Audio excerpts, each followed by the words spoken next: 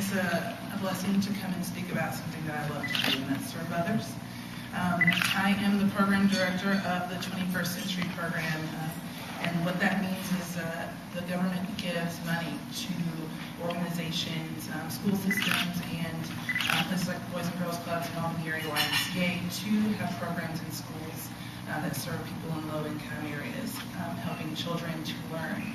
My particular program, which we just got a new grant for, so I'll have 3 schools and about 450 children, will help kids learn math and reading. So we do math and reading tutorial as well as enrichment. Enrichment counts as arts, Spanish. We have Spanish teachers that come and teach the children Spanish. We do art programming, tech time to help them learn how to type, and a number of other things that the teachers would like to add to their learning experience. This is a time for teachers to kind of give more to the kids, because during the regular school day they're not able to do certain things, and so they have a lot more time with the kids, as well as the class ratios are smaller. So instead of 27 kids, they have like a 1-to-10 ratio. That makes them able to have more time with kids, and then we also have breakout sessions where there's 1 or 2 children in a session, so they can really focus on those skills that they're lacking.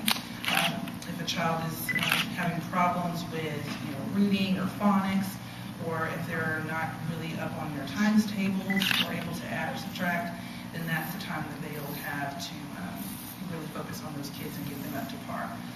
So we don't start until after Labor Day, and the reason for that being is so that teachers can test the children with the regular testing, and so that they can see where these kids are.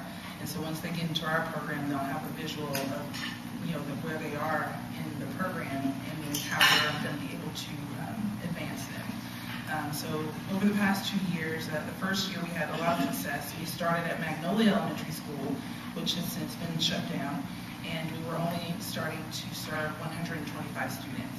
So when Magnolia closed, we split into Alice Cushman and Live Oak Elementary Schools, and splitting 125 students is not a lot.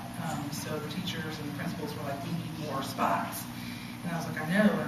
So we talked with our state people, and they were like, we can raise the numbers because we have enough money to do so. And so we ended up serving over 297 children last year. And so that was awesome.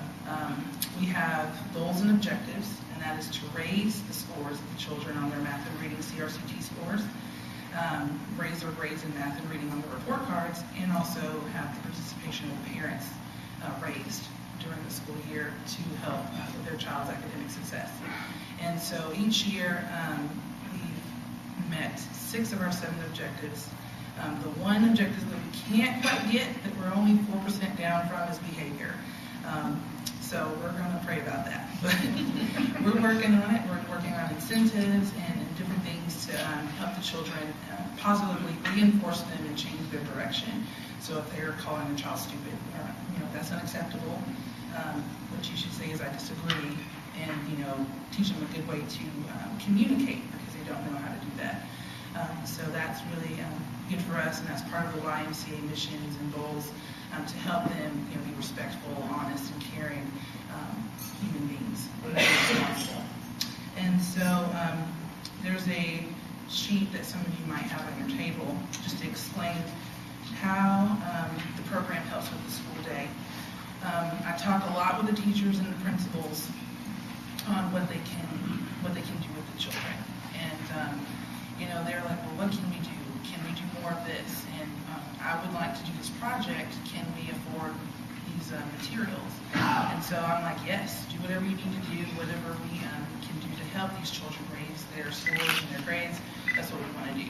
So, for instance, we had public speaking this summer, which was something that the children, they love to speak out in class, but they don't. When they get in front of people, they're like, I don't want to speak. And so we had a public speaking class, and we, bought books of speeches and different things from people and poems. Maya Angelou, she had recently passed, and so the children did a presentation with her poems. And so that was really exciting to see. And certain other things like Spanish, they know how to count and say their days of the week and sing songs in Spanish.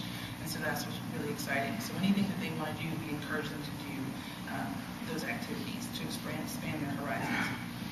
We also take them on field trips, and so every field trip has to be a learning experience. We can't go to Bog Adventures or anything like that.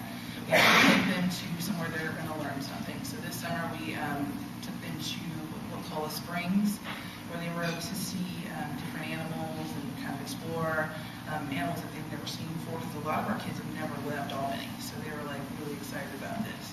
And then the Golf Specimen Marine Lab, they were able to have starfish in their hand and pick up horseshoe crabs and stuff like that. So it was a hands-on learning experience that they really enjoyed. And then we also went to the Columbus Infantry Museum, and they saw a lot of history about wars and things that have happened, and so they enjoyed that a lot. Where else did we go?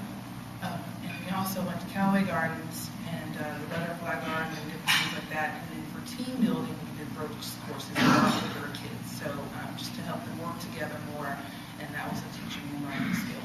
So that's basically what we do with these kids. I'm excited about what we were able to do.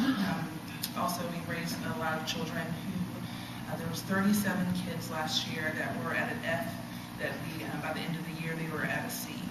So we raised them, their grades, and they're improving, and we just are so proud of them. We want to keep them going. So after 5th grade, we let them go. We hope to probably expand this program more. So right now we're only in 3 schools, and maybe we can go into middle schools and help those kids as well. But as a time being, we're able to do some good work.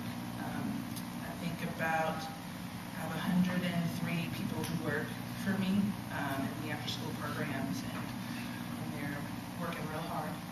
And we're excited about what we're able to do. And I'm excited about this year. We start on September 2nd, and so 150 children at each school.